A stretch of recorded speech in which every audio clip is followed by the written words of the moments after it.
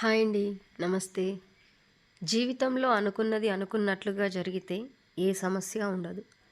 ఒకవేళ అలా జరగకపోతే ఆయాసం, ఆందోళన తప్పితే జరిగేది ఏమీ ఉండదు.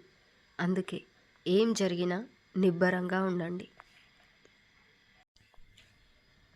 మొక్క పెరిగేటప్పుడు పోసే నీళ్ళు ఆ మొక్కకు ప్రాణం పోస్తాయి. అలా ఎదిగేటప్పుడు చేసే పనులే నీ జీవితాన్ని నిర్ణయిస్తాయి. ఎవరిని ఎక్కడ ఎప్పుడు ఎవరితో కలపాలో అన్నది ఆ దేవుడు ఎప్పుడో రాసేస్తాడు. ఏది చేసినా మన మంచికే చేస్తాడు. ఒకసారి ఆలోచించండి. అదృష్టం అనేది వర్షపు నీరు లాంటిది. శ్రమ అనేది బావిలో నీరు లాంటిది. రోజు స్నానం చేయాలి అంటే ఎప్పుడో కురిసే వర్షానికి కాదు, బావిని నమ్ముకోవాలి. జీవితం చాలా అందమైనది. ఒక రోజు, ఒక గంట, ఒక నిమిషం నీ జీవితంలో ఏదీ తిరిగి రాదు. మనం పడేసింది తింటుంది కాబట్టి కుక్కను చులకనగా చూస్తాము.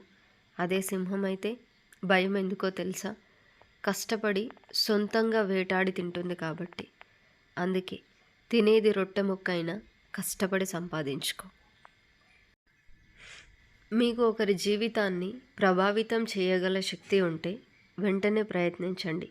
ఎందుకంటే ఇప్పటికీ ప్రపంచానికి ఇది చాలా అవసరం.